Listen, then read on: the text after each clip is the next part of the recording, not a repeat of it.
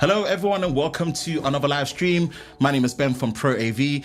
And yes, things are a bit different with this live stream. Usually you do see Carl Yates here in the hot seat as the host, but he's not feeling too well today. So I'll be taking and filling in. So hopefully Carl gets well soon. Usually what you do find me doing is actually controlling the live stream. So when you see the camera switching back and forth and all the different things happening within a live stream, that is usually me on the controller seat. And I'm here this time. So we do have Liam actually taking reins of that. So thank you, Liam, for supporting when it comes to controlling the live stream. So please do bear with us if there's any technical difficulties or any little glitches or slight changes to how smooth things are. We are rejigged and doing things to just make it best as possible. But that out of the way, you've seen from the name of the stream, we are here talking about all things related to Canon. And of course, it is in relation to the newly announced Canon R6 Mark III and their f1.2 45mm STM prime lens, which is a native first-party full-frame RF lens for less than £500. Unheard of until now. So lots of exciting things to talk about. And of course, we are joined here by Tom from Canon. Hello, Tom. Hello. Welcome. Thanks for having me. Yeah, pretty much we're used to having you here. So thank you for coming back. Another major launch from Canon. Yes, another great job from Canon, actually. Yes, very exciting. And our first live stream together, you know, yes. So yeah, if I'm doing anything wrong, guide me through it. It's my first time doing it here, right? So I'm sure you'll be much. Hopefully so, hopefully so. So we've got a lot to talk about when it comes to the R6 III and the new f1.2 45mm STM prime lens. And of course, what we do love about this live stream is there's more breathing room. There's just more chance for you as our audience to interact, ask questions, and also it just gives us an opportunity to really just delve in a little bit more. You know, we had access to the pre-production models when it comes to the lens and the camera. We've done dedicated videos to them on our YouTube channel. So definitely, if you've not had a chance and you're stumbling across this live stream, yes, do stay here. But when you do get a chance, head over to the main video feed, give the videos a watch. We put a lot of effort into them. Subscribe, like, and share as well. It really makes a difference. And just tell us your thoughts about, you know, these products and what they mean to the wider industry for, you know, camera and lens launches, but also for you, if you're actually interested in getting them for yourself, also visit us at proav.co.uk. But for now, we're here with Tom. We're going to be delving in more, talking about all things related to the camera. So, Tom, R6 Mark III, I think it's been maybe 3 years since the R6 II, when we last saw it. And it looks like a very healthy generational upgrade. Yes. And hopefully you're going to run us through what it basically means, what the camera is all about, the focus points, where it sits, who it's for, the capabilities. Probably an hour's not enough, but we'll try and make it within an hour to make it enough. Sounds good. Yeah, so I mean, really exciting launch for Canon. A very busy year. We've had so many great launches already. Yeah. And now expanding on the SR range with a very welcome addition to the R6 range. Obviously, the R6 Mark II was incredibly popular. I loved it myself. Yeah, I own one. Brilliant all-rounder. But now we're moving up to the Mark III. Oh, yeah. So very, very well spec'd, brilliant features both in photo and video. Mm-hmm. And it just ticks so many boxes, I think, for so many different types of people. Yeah, it really does. Yeah, I think we'll just dive into a few bits, a little bit of background to the camera, and some of the highlighting specs. And of course, if there's any questions, I'm sure we can answer some throughout as well. And speaking of questions, housekeeping, of course, I'll be monitoring the comments in the comment section below. So any questions that you do have, I am paying attention to them, where they are and where they pop up. We are going to be fitting them in to make sure that you get the answers to the things you want to know about the R6 Mark III. And of course, this lens is the one that, you know, really excites me more than I thought it would do. Yes. And I mean, like I said, nothing against the R6 III. It is a really good generational upgrade and it sits in line well, but the lens is also very, very exciting. So yeah, please drop your comments in the comment section below. We'll get to them. And for now, we'll lock into what we have to discuss about the R6 III. So let's kick things off. You know, what is the Canon R6 III? You know, what's the top line features? and how does it look in terms of the lineup for what Canon have right now for this type of camera? Yeah, so I mean, to break down where Canon's range now sits, we've kind of got these three categories. So you've got the EOS R range, which is where this R6 III sits, which is your core hybrid range. But then we've now got the EOS RV range, which is your people getting into video, want video first, but compact cameras. And then, of course, we've got the cinema EOS cameras, such as the C50 we have on the desk here, and the range of there, which is for your dedicated professional video cameras. Yeah, video first. Exactly, yes. And we'll dive a bit more into how that kind of stacks up and where this sits, video versus photo and so on. But in terms of the key core range where this camera sits, this is now designed to sit between the R6 Mark II and the R5 Mark II. So the R6 Mark II is still current. It's still got its place in the lineup. It's still a very, very capable camera. But people loved, for example, the R5 Mark II with its more advanced autofocus system and other improvements that was brought to it. But of course, that higher resolution sensor. So people kind of wanted something in the middle. They didn't necessarily always need the 45 megapixels, but they just wanted a little bit more than that 24.2 in the R6 Mark II. So hence why the R6 Mark III comes in. So 32.5 megapixels, which I think is a really nice sweet spot. Really good spot. Very close to like what the 5D Mark IV was, and that was 30. Yeah, that's true. But very close, and people love that. Just enough for cropping into photos, nice high resolution prints, and so on. But then bringing it up to speed with a lot of the features that the R5 Mark II has. So now they sit really well, together in the range. And in terms of who this camera's for, it's really hard to nail it down because there's so many people this kind it of cuts across really well. It really does. But the key kind of people are like your technical enthusiasts, your semi-professionals, those that are doing a bit of photography and video work on the side, want a reliable professional camera. But has really capable features and kind of holds its own really. And even full-time professionals, there's no reason why you can't use this camera. Whether it's alongside your R5 Mark II or you're moving up, from cameras below that. So very, very capable. So to jump into some of the key specs, I mean the list is endless. So it's hard to nail it down. It's really packing it. Just a few. But I talked about a 32.5 megapixel sensor. This is a brand new sensor that's been designed. If people are wondering, it is the same sensor as the C50. Okay, so good. it is the same. Yeah, that's definitely going to be something there. that people. Yeah, so newly developed for both of these cameras, effectively. Of course, you've got a dual pixel autofocus. This is the version 2 with the deep learning detection, which basically means that it can detect things like the back of a head, for example, before it even sees a face, which is really impressive. Yeah, it's intelligent. So, very, very clever. And we'll dive a bit more into how that exactly works. Really high frame rates. Again, we've got some examples later. 8.5 stops of image stabilization on the sensor. So it's been improved again. It's a better algorithm. It's the same now as the R5 Mark II, so you can expect even really better performance. Particularly those doing, long exposures, handheld, that sort of thing. It's going to give you some really impressive results. And even things like UVC support, which I think people want, and it's up to 4K 60 as well, which is, I think, brilliant out of a USB-C cable. No extra accessories additional needed. capture cards and things needed. Exactly, yeah. And video, I mean, it's a very big bullet point there because there's so many things to talk about, and we will go into that slightly later on. Definitely. I know the audience would definitely want to be seeing more of it. Yeah, but I mean, like key headline is 7K 60 raw internal recording. Within that, and you have got open gate recording, which we will dive into a bit later as well. So very, very welcome things in a camera at this Huge sort of difference. level. And dual card slots, CF Express and SD card. And I think people will be welcome to see the CF Express because it means, of course, it unlocks you faster write speeds, which means bigger buffers. It means higher video capabilities for resolution and frame rate and codecs. Yeah, so it opens up a lot of what you can do, while still having the SD card there, so you can get accessible media that you can buy at any shop. And SD cards are still convenient. Exactly, and for some recording modes, it's perfectly fine. Yeah, it works photos in particular. So it ticks all of those boxes. So ISO wise, you're looking up to 64,000 ISO, all the way up to 102,000 if you want to extend that far. Of course, I know people necessarily aren't going this high, but it shows you where the range of ISO is getting higher and higher because these cameras are so capable.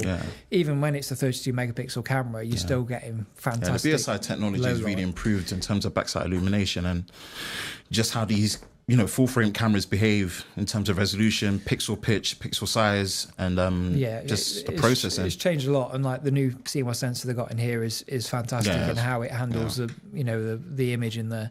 The IS, just a little bit about how that works. You've got the coordinated IS that I've talked about before, which basically means that if you're using a stabilized lens, it's going to work in tandem with that stabilized sensor. That's good. Which is going to give you the best of both worlds, effectively.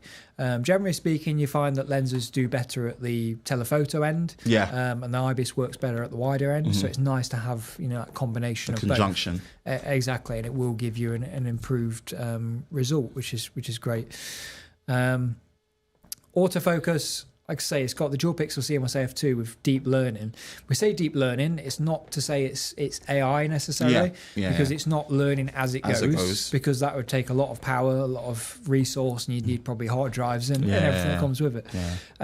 But basically, back in Japan, this camera's been taught, what the back of a head looks like, what a motorcycle looks like, what a car looks like, and so on. All of these profiles it's got built in, it's been trained. And when you get firmware updates, and this is why it's so important with newer cameras now, keep updating those cameras, because it's changed a lot since DSLR days, because we are actually always upgrading those algorithms and the deep learning resource that it has within the camera. So this can only get better as well as we learn more about some of the photographers that we send out and test these cameras effectively. So and that's what we want. We want it to be a tool that is ever evolving, where it can up to whatever level it caps out at. And I think the platforms that are in these cameras now just are starting from such a strong and efficient place that it really gives that future compatibility and headroom to just keep doing these updates where we can. That's it. The processors are so powerful now. Obviously, we bring in a lot of launch, but as we've seen with a lot of cameras, we've brought quite a lot of features to a lot of our cameras in the range now, just via firmware. So if it's possible and it's high requested and it sits at the top of the list, then it could be something you could see on that firmware list. So lots of exciting things. Another thing to point out is the register people priority, which I think is brilliant. So this means that you can take a picture of a face effectively and register that as a priority. So say you're taking a big group shot of people. I always think of like a wedding. You've got the bride and groom. You could prioritize, and you can set it in order. So you can prioritize maybe the bride's face, then the groom's face, and then it will always choose their face over anyone else in the shot, which saves you having to mess around with a focus point and select which face, because obviously if you've got a massive group, how does the camera know? How does that really lock it in? Which to pick. So I think this is just a great way forwards when you're doing any kind of live event or anything where you've got a person you want to prioritize over anyone else. Even like things like press, like say the photographing, a press release or that sort of thing. Like they want to prioritize the Prime Minister or whoever's on the stage. Like you could just upload the picture of their face and it will only choose them. You're not going to get random photos of other people in the background. So I think very exciting and a welcome feature in there as well. I do have a quick example video of the autofocus. So here's just a guy on a mountain bike, and you can see how well it sticks onto his head. It knows what a helmet looks like, whether it's like a cycle helmet or even like a full helmet in like Formula One or motorbike, MotoGP or something. Exactly, something like that. It knows what that looks like, so it's looking for it, and you can imagine that your hit rate is going to be so much better, way higher. We're spoiled at this point. we are. But I mean, that leads nicely into the speed of this camera. So it feels like there's no limits. Every time we launch these new cameras, the speed's getting higher and higher. I mean, we're now up to 40 frames a second in silent electronic shooting, which is brilliant. Having electronic shooting, I think, is great in the environments where you need, effectively silence. So a wedding, mid ceremony, you don't want your camera clicking away. If you can, keep it silent, taking pictures of babies, like baby shoots, that sort of thing. You don't want to wake the baby. There's so many use cases where this is great. Of course, there is times and places for mechanical shutter. So you have got 12 frames a second with the mechanical, which is still crazy high. If you think back to DSLR days, only the top level cameras had shutter speeds up to 12 frames a second. So to have this in a camera like the R6 III, I think is still brilliant to have the option, and then you pick and choose depending on your photography. It's just brilliant to have, and like I said, the use of CF Express Type B really helps enables this. And then obviously the platform just being much more efficient and just having more bandwidth and just room to work with, that higher buffer as well, makes it more usable. And that's the kind of future compatibility and headroom you want out of the gate when you're doing a generational upgrade and you want to move from either the first generation R6 or even in some cases, depending on who you are, you know, the second generation R6. How the lineup now looks like is they co-joint together, makes sense in terms of the staircasing of the resolution from 24, 32.5 up to 40. Exactly. If you need that extra resolution, the you know, the improved algorithms, especially if it's fast-paced things like you know, sports and that sort of stuff, that's really where you could potentially upgrade from a Mark II to a Mark III as well. Or have it, you know, alongside, and you've got your A and B cam and shoot them together. There's no reason why you can't. And of course, everyone expects the great Canon colours, so all the images will match together nicely anyway, even if they are different sensors effectively.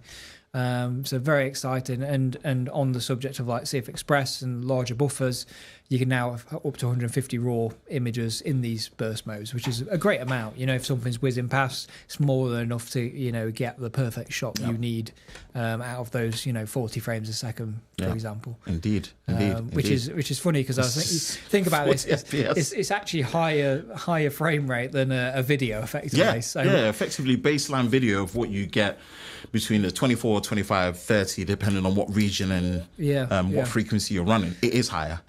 We've got to that point. And it's high resolution as well at 32.5 megapixels. So thinking about it from that perspective, it's very, very impressive. Yeah, exactly. And why not utilize it if you've got it? That's the thing. That's what we want. That's what we want. You've also got the pre-continuous shooting, which I think is brilliant. So again, you've got things that, you know, you've only got that second to capture it. You know, it's a bird that you're waiting on, you know, to fly past the camera or whatever it might be. Again, motorsports, you're waiting for that car to whiz by. And by the time you've hit the shutter, it's already halfway through your frame and you've lost the frame that you was really wanting. Whereas with this, the camera is already loading into the buffer up to 20 shots before you even press the button. And then when you hit it, those 20 that were before, they're already loaded in, and then you obviously get the rest that come with it. So you're never going to miss the shot. It's just a precognitive approach to photography and video, and it's fantastic. It's fantastic. It's really good. Yeah, no, it's brilliant. And of course, I mean, we skip the gun a bit, but on the video side, you've got pre-recording as well. So on this side, you've got 5 and 3 seconds. So again, instead of sitting there and just recording videos for hours, I know like Natural History for BBC, people like that, they love this sort of thing because it means they're not filling terabytes of drives, you know, waiting for a particular insect or something to walk by. You just hit the button and it's already captured those 5 seconds before. So it's a no-brainer, you know, for that sort of environment. Huge difference. Huge difference. Definitely. So, I mean, if there's any questions, we'll dive into them. But if not, we'll move into the video. Yeah, so we've got a couple of questions that I just wanted to pretty much hear. Caleb Hart, apologies. It says, subscriber from USA. ProAV is one of the best video channels in the industry. Full stop. Cheers. Thank you so much. Really appreciate the support there. As always, if you are finding us for the first time or you've been here before, subscribe, like, and share. We really, really do appreciate the support. We do it for you all, and any help you need, just visit us on our website. We had a question here saying that when you connect an external monitor to the R6 III, does the back screen of the camera go black and lose the ability to record in the SD card like with the first 2 generations? Good question. Yeah. And I think I did try to check this, and I will just double check it in the camera just to confirm. I think it still behaves similar. There have been improvements. It depends on it whether you're pushing a clean video output or you are doing an external feed out to see the overlays, if you wanted to maybe record the overlays and see your monitoring. But that's one of the differentiating factors in how the standard EOS system behaves to the Cinema EOS system and how they push the external information and clean video output there. But we will give it a check and get back to you on that question when we can. Jeffrey Fleming says, in the 4K 60 fine mode, oversample from the 4.7K sensor, or is this mode cropped like on the C50? I don't believe that's cropped. Some reviewers are saying that the 4K 60 fine mode is less sharp than the 24 and 30 FPS. Right. to my knowledge, up to 60 FPS. 60 is fully oversampled, and C50, again, that's oversampled up to 4K 60. There's no crops. I know there seems to be some rumours going around that there's cropped in certain modes, but in C50, I can guarantee there's no crops or anything. Same in the R6 Mark III. Yeah, there's no cropping pretty much all the shooter modes. The 4K 120 isn't oversampled, but it is still full frame, but it is still a full frame shooting experience at 4K at 120 FPS. So that is still, what we love to see in terms of progression, where pretty much all the shooter modes that you have are full frame. So whatever lens you stick on, that in terms of framing and composition, you can change the sensor size, crop manually yourself, but it won't force that on you. Exactly. I mean, in R6 III, you've got the APS-C mode, which obviously crops into it. A little bit different in C50 because you've got Super 35 mode, because obviously it's more of a and video Super 16 as well. So it's nice to have the options there. But there shouldn't be any crops unless you want them to be. And C50 is a bit different as well because we don't refer to fine modes and things like that. Everything is oversampled and basically maxed as much as it can be, particularly because it's got the active cooling in there that can obviously handle that. For much extra longer processing periods. for longer. It's brilliant for that. And like I said, you're actually taking a step further. The whole 3x2 sensor is being used. There's an open gate mode. Yes. So it's following in the steps of what we saw with the C50. So I think people were very happy to see that. Very. Yes. So, if people aren't aware, OpenGate effectively is taking the extra vertical height of the sensor. Absolutely. Because most of these sensors are 3x2, of course, for the still side. But traditionally, when you go into video, they go back into 16:9, and you're not gaining that extra vertical height. So where this is beneficial is it means when you're shooting videos for social media, but you still need a horizontal frame, you've got that extra vertical height. So it means you can effectively shoot for both formats. Because the problem is, if you crop in for a social cut on your 16:9, everything always feels a little bit cramped. It never quite has the headroom it needs. Whereas if you have that extra vertical height of OpenGate, it just opens it up and makes it feel a little bit more usable, and as intended, as you actually shot it for vertical to begin with. So having that within a camera like this, not just C50, I think is brilliant to see. It is. It is. And there is, on the subject of that, was just talking about, there is the option as well in camera to set simultaneous aspect markers. So simple, but really, really so important effective. thing. Yeah, exactly. So effective. It's something I'd been personally asking for myself, and it's a really, really, really underrated usability tool in terms of just things that are built into the camera that help you in assisting your shooting process and making this process enjoyable and easier for getting to the end deliverable. And like the example we see here, it's got the guides on for 16:9, because then you're going to crop off the top and bottom, but then you can easily frame for that vertical height. So you're taking full advantage of that open gate with the option of both with all those aspect markers. And it helps. This is the benefit of open gate. Being able to tap into full 7K resolution when you need to crop and reframe, you still have so much resolution to work with. So your finishing base is still a very high resolution, traditional 16:9 horizontal, whether you're going CinemaScope and you want to do, 2.35:1, or, vertical delivery, which is 9:16 or 1:1. There's just so much room to work with having 7K resolution that when you get down, it's great. And same with what we have with the C50, the recording modes for OpenGate are really great, whether you're going all the way up to the RAW, or you can come down to the H.265 format, whether you decide to pick 422, 420, the bitrate really scales well. It's important to point out that the OpenGate is 10-bit as well. It's 42 10-bit, and you can have it as an MP4. So it doesn't necessarily need to be a RAW format for OpenGate as well, which is, just makes it a little bit more manageable for day-to-day projects. I think it goes all the way down to 386 megabits per second. So that's really manageable for what it is, I always say that we do hope that Canon maybe can work out how they can scale like a 4K version of OpenGate for even smaller files. But out of the gate, thank you for bringing OpenGate, pun intended. But it's really good to see it. We're in that generation where you as a shooter, regardless of whether you're renting or owner operator, you don't know what you're always necessarily walking into. Exactly. And just have that flexibility. The processing power is there, the sensors have improved to enjoy it, and the codec range is great. So thank you for adding it to the to the R6 III. It really makes a difference. I'll take the thank you, even though it wasn't my personal choice. Maybe we should just, because we've dived into the video anyway, we'll talk briefly about the headline specs of the video. Yeah, absolutely. Please run them. Discuss some of these already. But it's going to sound familiar, but still very good. Yeah, so like I said right at the beginning, 7K 60 RAW internal, which is fantastic to see that again, internal RAW, no external recording, anything like that. Of course, there is the option to record ProRes RAW if you did prefer that to, like an Atomos screen, and then you can do up to 7K 30 external that way. And there is a 4.3K 60p crop mode as well if you prefer. There's loads of recording options. I mean, we've now got intra and long op, which is brilliant. The R6 Mark II only had long op. Yeah, so IPB. Having intra or all-I, depending on how you know it, just means editing is a lot smoother because each individual frame is compressed individually effectively, so it makes it a smoother workflow. It doesn't have to actually unpack. Exactly, it's less work. I mean, a long op file is brilliant for quick turnaround projects, even just straight out camera stuff, no fault in it. But for a smoother edit workflow, then definitely intra is a great thing to have. The more traditional broadcast codec. Exactly that.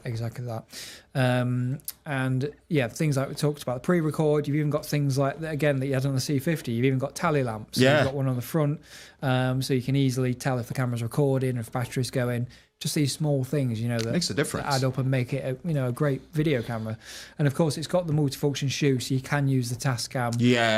That's a good mention with it as well. So if you do want professional audio with 2 XLR inputs, by all means you can do that, and you can record up to 4 channels of audio as well, which I think is really worth pointing out with that. Also, where are we? Also worth mentioning that we do have C-Log 2 in here as well, which I know people have been requesting for a while. So we did have C-Log 3 in the R6 Mark II, which is a great log curve and it works for a lot of projects. But for people that want that extra shadow detail, that extra dynamic range, then that's where C-Log 2 unlocks that.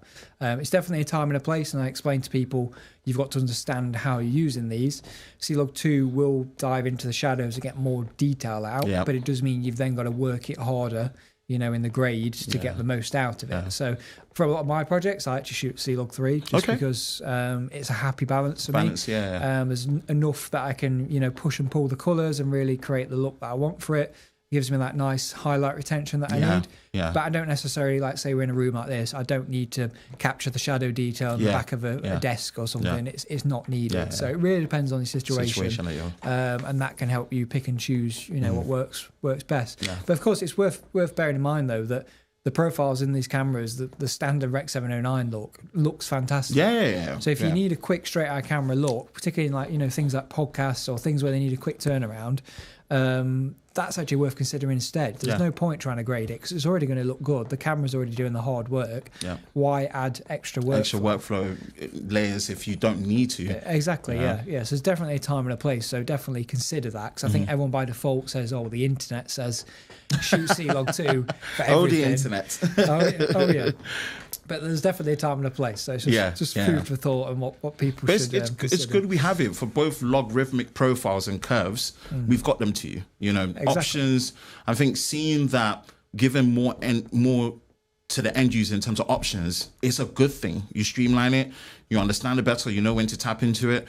You're in situations where it's not, I wish I had, but it's like, I have. However often I use it or don't, it's there. I can tap into it and use it. It's an extra tool in the bag. So if you need it and the time comes, it's there. If you don't, then don't. It just sits there and waits for when it needs to be used. Absolutely. We love that. That's great to see. Also really nice, bringing it up to speed like the R5 Mark II, loads of professional video exposure tools, which I think is brilliant. Things like having waveforms, which usually you'd only get on a cinema camera, zebras, false color, which is my personal favorite.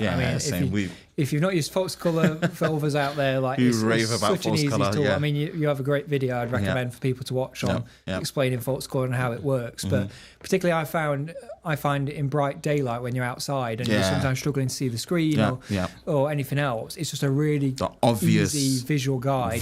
Guides. Am I saving my highlights? Am I, over or under exposing? Just a very quick tool. It makes it very easy also to match multiple cameras. It is. In the exposure. It is. It's it's something that even without getting to cinema cameras, you would have to get external monitors that have a good index to follow to benefit from that. Yeah. So in that situation where you're a bit more on your feet and maybe you want to pack light and not necessarily use an external monitor, that's there. But if you do want to use an external monitor, one thing I'm just happy to see is full-size HDMI.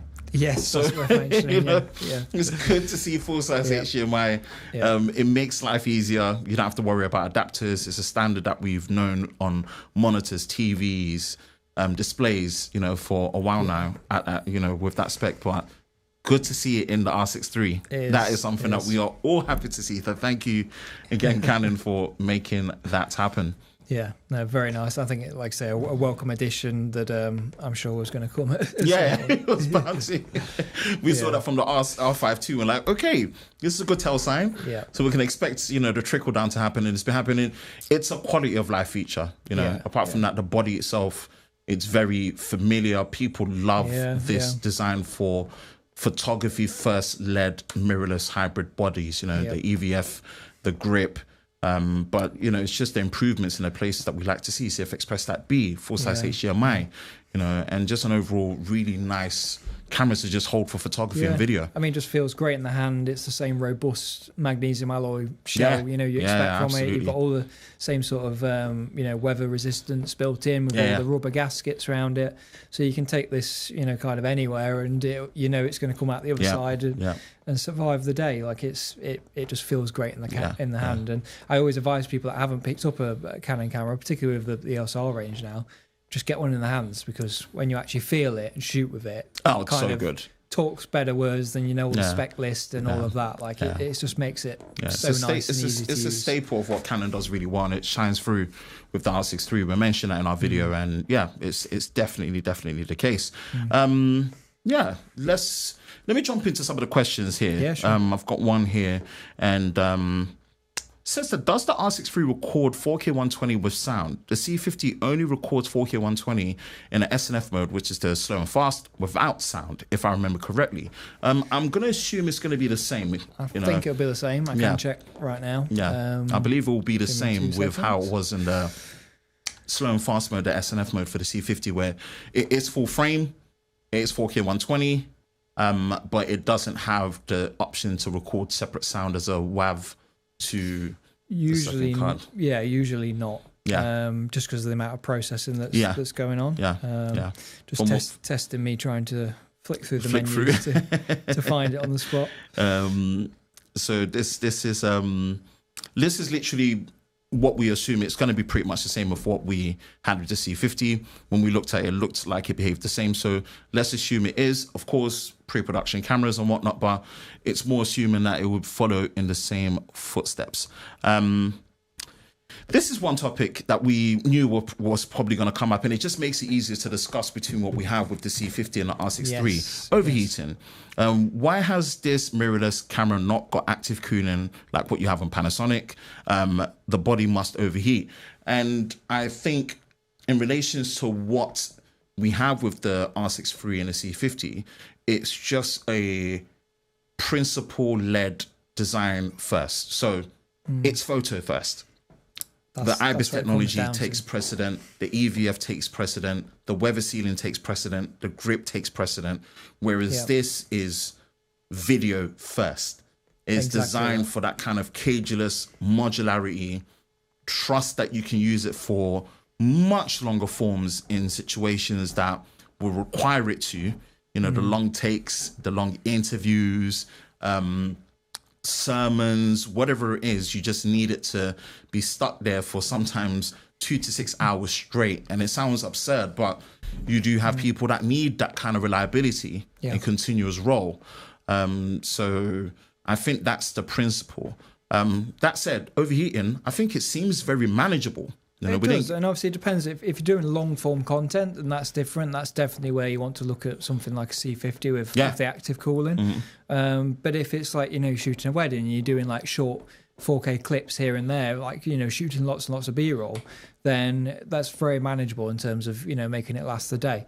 But like you were saying, it's all about having, if you want a fully, weather resistant sealed body, keeping it nice and compact, there's got to be a compromise somewhere, and that's why this is a photo first camera. It obviously has fantastic video specs, but it is a photo first camera. It's designed with photo as the priority. Whereas C50, on the other hand, it is a video first camera. Like the slide I got here, I knew was going to compare because I know they're very similar. It really comes down to what features do you need effectively. So R6 III, obviously, if you want the best of stills, you want the mechanical shutter and EVF, the IBIS for taking longer exposure photos, things like that, then brilliant. And obviously, it would do some great video on the side. But if you want the dual base ISO for better low light performance, absolutely. You want the active cooling, you want the detachable top handle with XLRs. And a sheer amount of customizable buttons 14 as well, assignable buttons, which cannot be understated for that kind of flexibility that you want for when you're using video, whether it's sending signals out externally, activating and deactivating certain features and modes. Once you get used to them, it's hard to go back. And of course, it is 2 operating systems. So you're in photo, it's an EOS R mode, an EOS R camera. It's basically the same sort of menu as the R6 III here. You switch it to video, it reboots as a Cinema EOS camera. So it is 2 cameras in one. So technically, you can have 2 different workflows in that camera. 2 different sets of customized buttons and so on. And even things like you've got zoom rockers on that. Again, it's a video feature. You want to be able to use our powered zoom lenses and use it more like a camcorder style.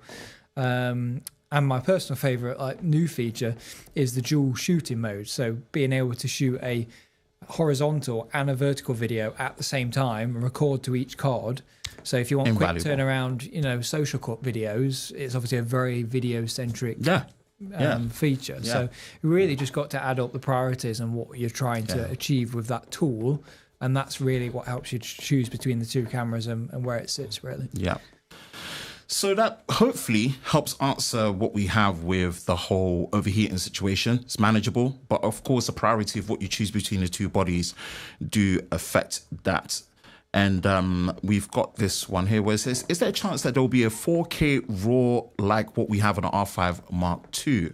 I wouldn't assume so right now, but as in firmware updates, we always say that, look out for how the progressiveness of these cameras are.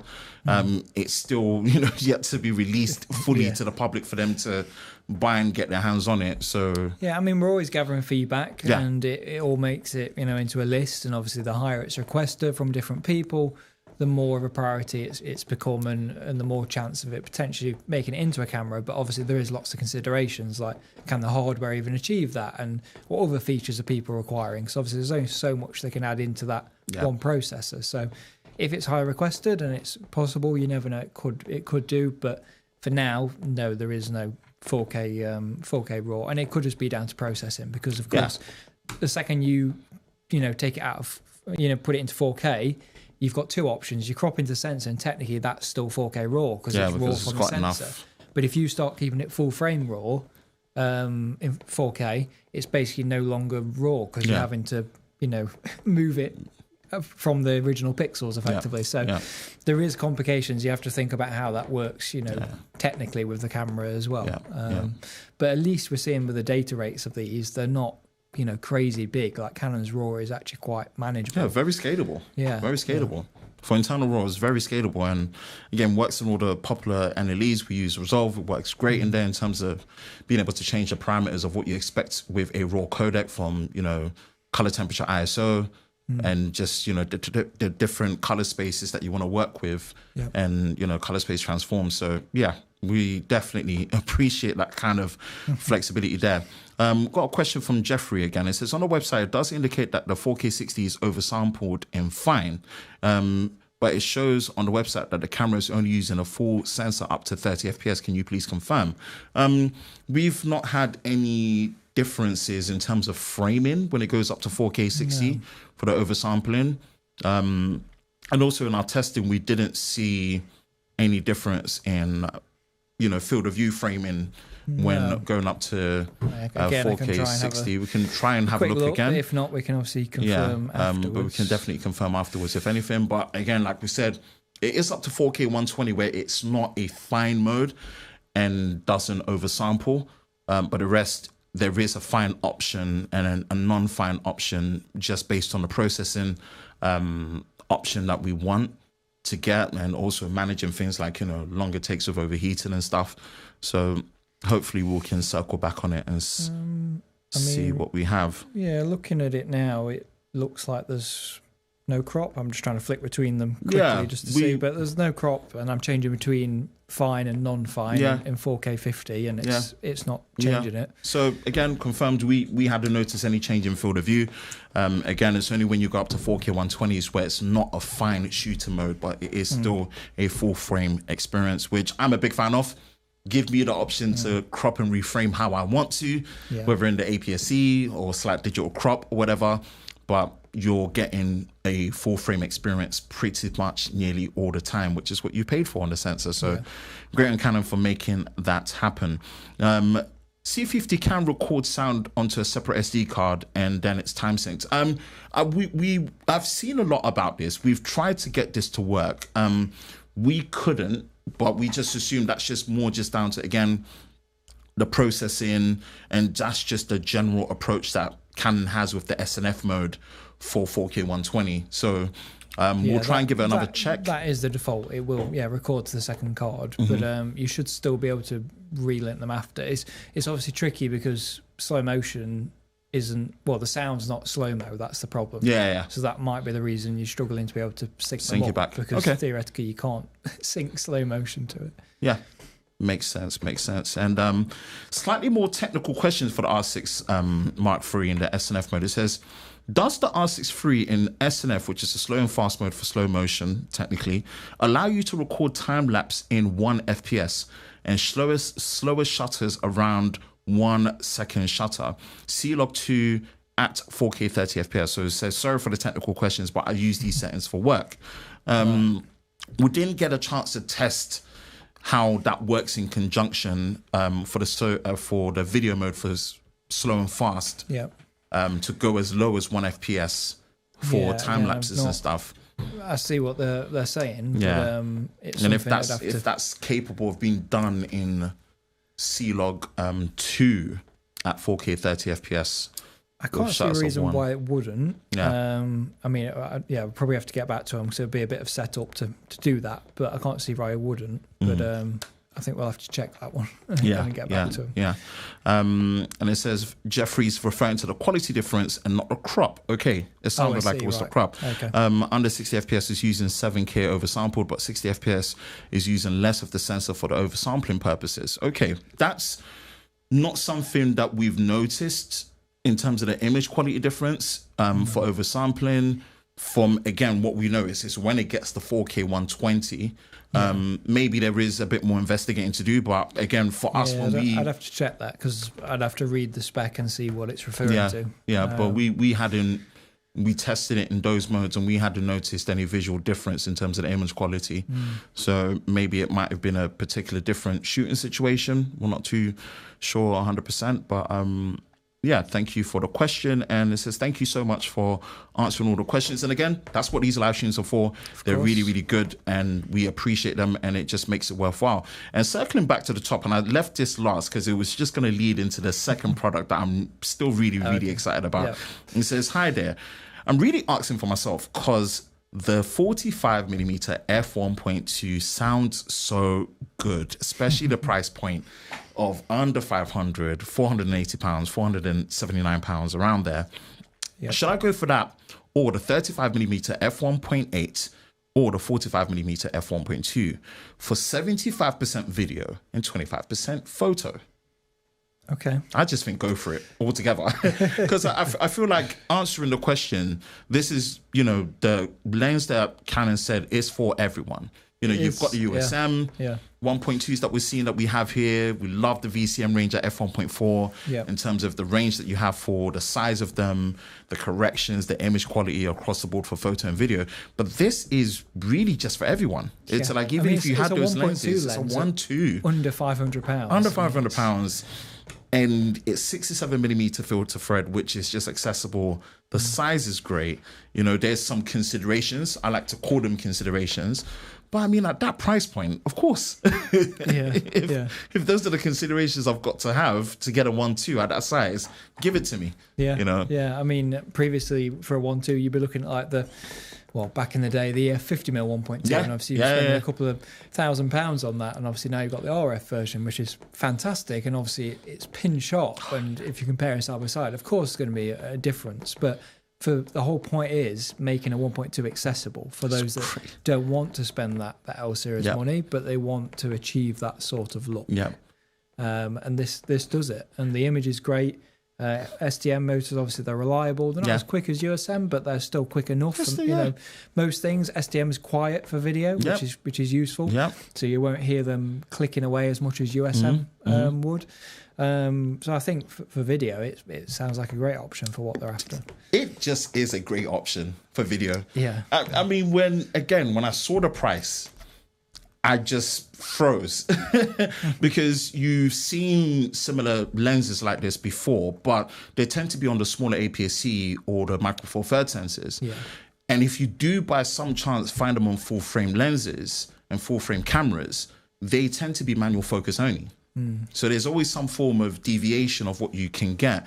So in fact, I don't know of any other manufacturer that's actually developed a native first party lens like this. And it's just such a mind blower. I think it's a first, and I think it shocked quite a few people. Big time. I'm still in shock. I think people didn't expect this sort of affordable, you know, unique lens at this sort of price point from Canon. No, it's safe to say potentially it's a tell sign of a new trend that is probably going to be set by Canon.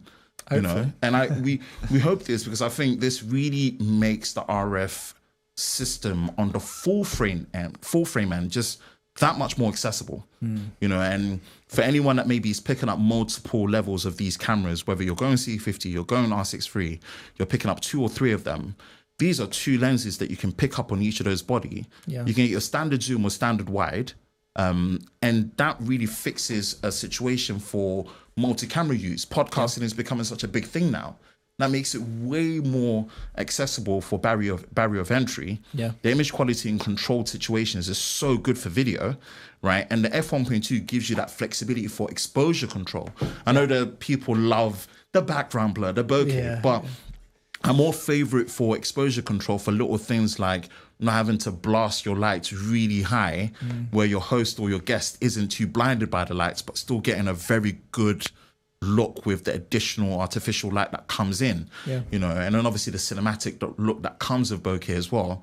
You can have that at a much more accessible price, and you're good to go. You can work up to the VCMs and the UCMs that you want later on once they make you the income that you want. But yeah, please give us more of these type of lenses. It's a good thing. Love it. Absolutely love it. Very exciting. We've got Carl in the comments. Great stream, guys. Well done, Carl. Thanks, I'm going to take it. Thank you so much. Yeah, we are filling in honor with you. And of course, we've got Liam in the back, absolutely controlling the show like a champ. So thank you there, Liam. We really, really appreciate it. We've pretty much kind of fired through all the questions in there, which is great to see. Any more additional tidbits that we wanted to talk about with the R6 III and the new lens? I think we've covered the main things, really. Oh, final thing I suppose to talk about is in terms of connectivity, which is obviously a really important nowadays for usability. Yeah, exactly, the way things have changed. Obviously, we talked about dual card slots, great having CF Express. We've brought things up to speed with the Wi-Fi. It's now 5 gigahertz, so obviously a lot more reliable. Works well with, you know, if you're connecting to servers and you want to send images as you shoot. Loads of options there. We've got loads of apps now. I mean, you can have loads of different ones depending on where it sits. It's a good thing. You know, depending on if you're in the press, if you're trying to, you know, send metadata or whatever, there's pretty much an app that Canon has. One thing that I thought was really nice to see, though, is on the USB connection side, you can now transfer images just via USB and MP4 files. Yeah. So you no longer need to use a dedicated piece of software. You just plug it into your computer and it should just see it like a drive sort of thing, which is good if you don't have access to a card reader, particularly if you're using things like CF Express and you forgot to bring your CF Express reader. I realise that laptops, of course, don't have built-in they still CF have the Express. Convenience of SD. Exactly. So I think that's great to see. One thing I'm particularly excited to see now is the ability to put look files or import them into the camera now. Yeah. So if people weren't aware, Canon launched a new LUT library back in December, I think it was. And this is showing off basically these different style and looks you can create with your camera. But instead of importing them into post-production, so say after you've shot C-Log 2 or 3, you can now import these directly into the camera via the free Camera Connect app and actually have that look baked in. So if you want a certain look, you just want really funky looking, video straight out of camera, whether it's black and white, stylized, even just subtle, color differences, you can now have that in camera, and shoot as you go, which some people... Like they just want quick turnaround stuff and just want a certain look, then why not? I'm that some people. I love. I know you do it yourself. I love stuff like that. It just makes it easy to just have a visual identity for yourself and for the situations that call it.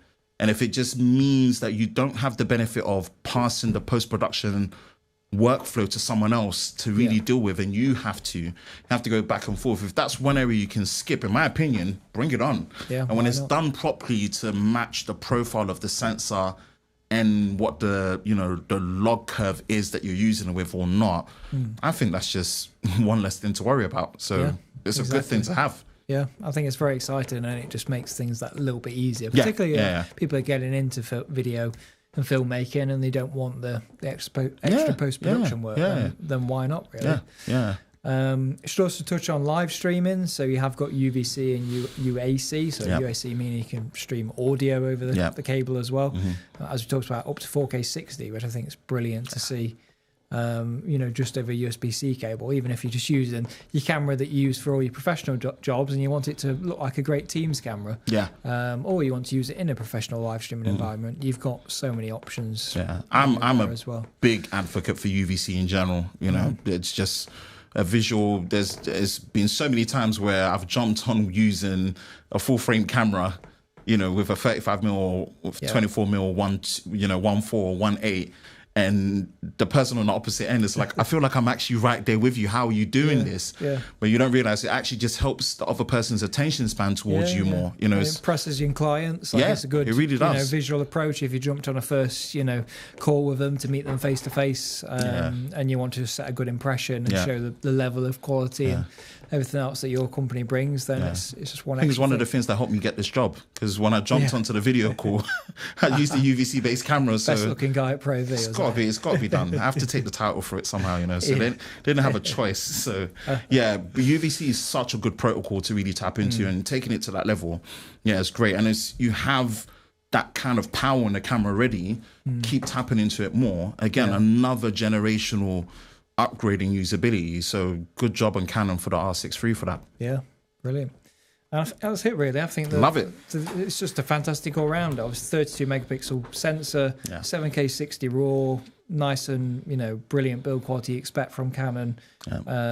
Great image stabilization. It just kind of ticks all the boxes people need. And it's a great price as well. And in conjunction to that pickup of this new STM lens at 45mm f1.2, it's just a deadly good combo. It really is. And it just, I think perception-wise, it really reduces that mindset of coming into RF is maybe a little bit harder to access than you would like. The bodies are now really conjoint well in terms of pricing. Like, I think we were even more shocked at the pricing of the C50 when it finally came out.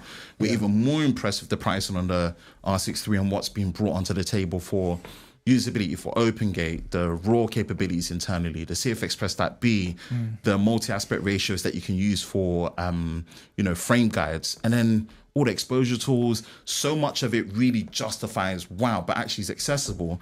You know, sometimes it might have been, oh, then I need to push a bit longer or further for the lenses. But now you've got this. You're like, nope, I can get in straight away, start enjoying it. I'll work my way up with the other ones. Exactly, yeah. And that's what we're trying to do, is have that range for everyone. We launched ESR, and we obviously launched these, you know, staple lenses like a 2870 f2, and now we've got a 24-105 2.8. All these things that obviously wouldn't have been possible with the EF mount.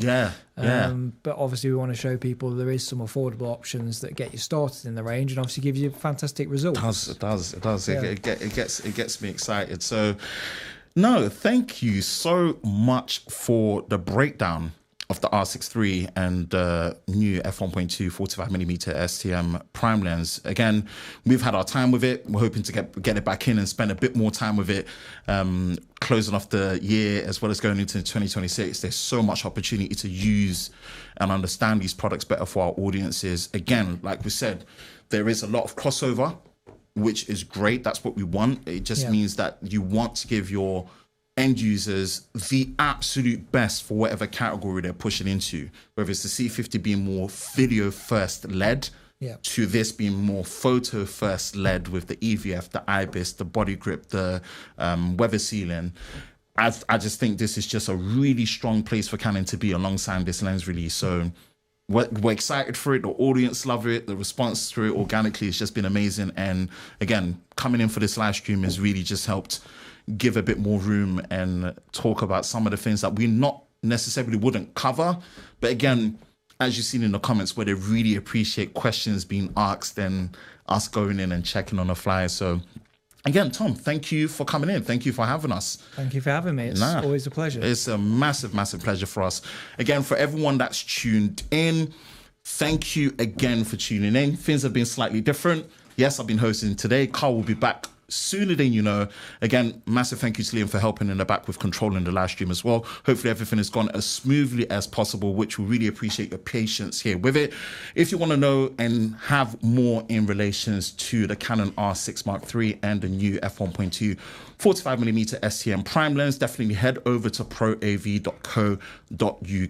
We'll be more than happy to help. Call us in and we can support you all the way through when it comes to sales support and all things related to getting the best out of the new R6 III and lens. And yeah, that is pretty much it from us. If you enjoyed this, be sure to subscribe, like, and share. We'll be back again with another live stream. Until then, we'll catch you in the next one. See you guys.